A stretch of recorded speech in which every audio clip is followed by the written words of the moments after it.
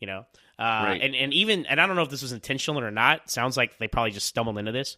But when Ethan makes the jump and he makes it, right? Luther kind of sets it up. He's like, "Oh, he made it. I knew he was going to make it."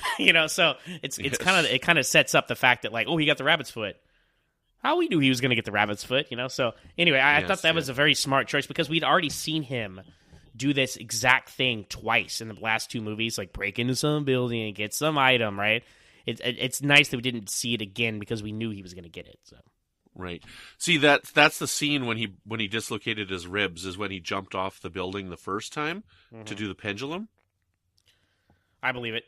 Yeah, so when he landed, when he jumped down and then like it pulled him, that's when he dislocated his ribs. So now we did thinking of a theme that we always see him do. Again, there's a third movie in a row we see him suspended by some wires doing some stuff. When people think Ethan Hunt, they think him suspended by wires, jumping into buildings and rooms, right? Yeah. Well, and then speaking more about the action, I think this movie, unlike the last one, was very effective in its use of slow motion. It's used certain times, mainly at the end when it's just Ethan and Philip Seymour Hoffman, right? And he's got the bomb in his head.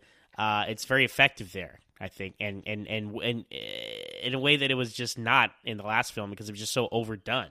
It's very sparing in this movie. Yeah, I feel like the pacing, the editing, the music behind a lot of the action scenes, they just work so much better than in the last film. And talking about the music, Michael Giacchino, right? His first turn at the franchise. Giacchino. I can never say. I always call him Michael G because I can never say his last name. So. Michael Giacchino. Yes, his music is very outstanding for this movie. So, really good stuff. Now, I kind of want to talk about the twist in this with who the bad guy is in the Mission Impossible Force next. Because I just watched this movie a couple of months ago, and I forgot about that twist. So as I'm watching this Double again... twist. I was totally surprised when that guy sat down in Shanghai and revealed who it was. Like, I totally forgot about it. And I totally believed it was Lawrence Fishburne the second time I watched this movie. Well, I think we were all conditioned, like, for the first time around because of the first movie. The boss, John Voight, is the bad guy, right? He's a double agent. And you're like, are they going to do that again? Like, in two movies? That's kind of lame. I know it's different. It's like, okay, at least they revealed it in the middle of the movie. It's a little different circumstance here, but that is kind of lame, guys, to have the boss be the villain again 2 out of 3 times. So I really enjoyed the double twist where it was his friend the whole time, Billy Crudup's character, and that worked really well. It did. Like, I didn't think it was like me. I didn't think it was a lame because I totally bought Fishburne and how he was acting. I totally believed it. I don't know. I'm like a sus and a total wuss in this movie or whatever. But they totally had me. Well, you're absolutely right. The movie fooled me the first time I saw it too, because Lawrence Fishburne, the way he plays it, is he just like a jerk boss, right? Or is he just a bad guy? You don't know. He's great at playing a jerk boss. I love him as Perry White in the DC movies, just the two of them he was in. He's probably not going to be in anymore because there's no more Superman movies. But I really did enjoy him as Perry White, and he brings the same thing to this role as well. But I was glad that he wasn't the villain again, to have the boss be the villain again. And speaking of the end of Billy Crudup, I love that Julia got to take out some bad guys at the end. You know. Like he's gonna come. Like she doesn't know who he is. He comes in with the rabbits, but she just shoots him. He's dead. And then when Tom Cruise wakes up, he's like, "Oh, you did that? Wow." the way his reaction though as he gets shot though, shocked. Yeah. Like his shock reaction is really well done. So like this guy's a really good actor too. Like this movie's firing on all cylinders. Like this is like far and above what the last movie was. Like it's just crazy. Yeah, if I had to pick like a weak point in the movie, it would be the team. That explosion, you mean? No, not the explosion of the jet. When he goes the wrong way? No, not that. Right. I would say the team. The action, because they're just these disposable characters who we don't see before and we never see again. And Jonathan Rhys Meyers is his name. Is that the guy that did Italian? At the truck? Yes, the DHL truck, yeah. Oh, so, man, he's amazing, though. Like, with his Italian accent and everything is so wonderful. That was a hilarious scene. Like, everyone was so angry, right? And then he fixed it, and everyone's like, oh, thank you. Like, they're just instantly, happy. Italy, the Vatican's a great place. Now, speaking of breaking into the Vatican, I think, you know how in the Indiana Jones movies people criticize, like Temple of Doom for picking some weird, random artifact nobody cares about? I translate this to the Mission Impossible movie so far because, like, in the first movie, you break into Langley, and people know what that is. It's like, oh, wow, that's a big deal, It's an established thing that we understand it's hard to break into because it's a government facility. So we do that. That's awesome. In the third movie here, you break into the Vatican. That's a big deal. Everyone knows what that is. In the second movie, it's like just some random office building in some country that it's not like an established thing. So it feels that way. It's like you got the Ark of the Covenant over here, the Holy Grail over here, and then some random thing in the middle. So I think it establishes you appreciate how cool it is for them to break into these places as opposed to just some building you have no interest in. And again, this is why they just kind of skip over a lot of Ethan getting the rabbit's foot in Shanghai because you don't know that building, you don't care. So I just thought that was an interesting point. And it even continues later on, like they break into the Kremlin in a later movie, so stuff like that.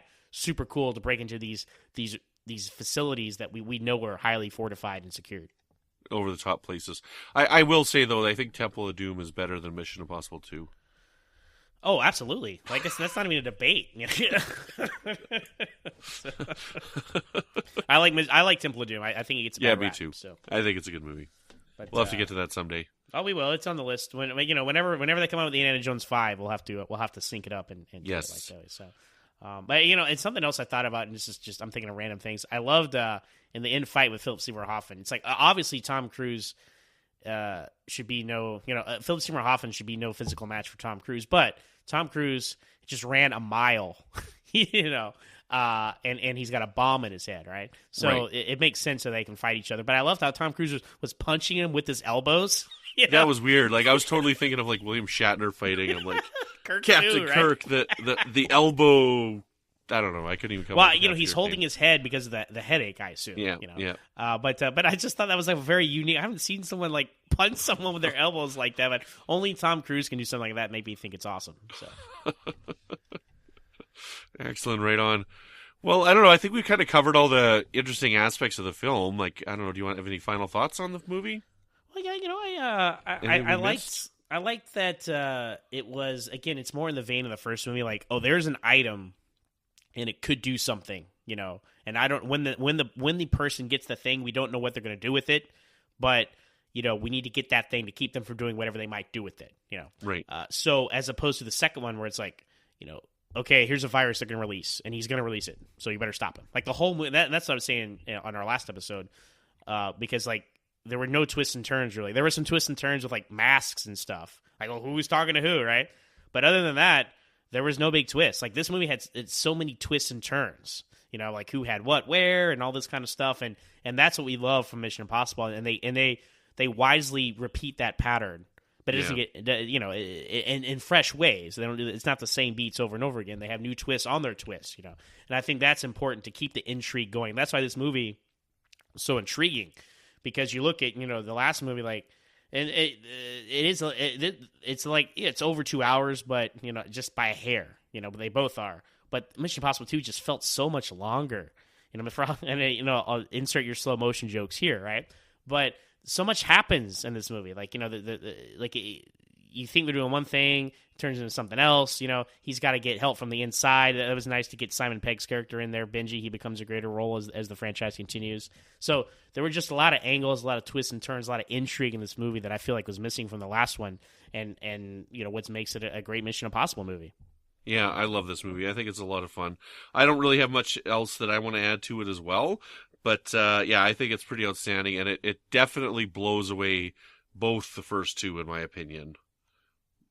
Yeah, I think it's the strongest overall movie for sure. Yeah, because even the end of the first one, it was like it was good, but I felt like it was still kind of lacking in the climax. But here you have the emotional stakes, because he's got his wife and all this, and it's become very personal between him and Philip Seymour Hoffman at this point.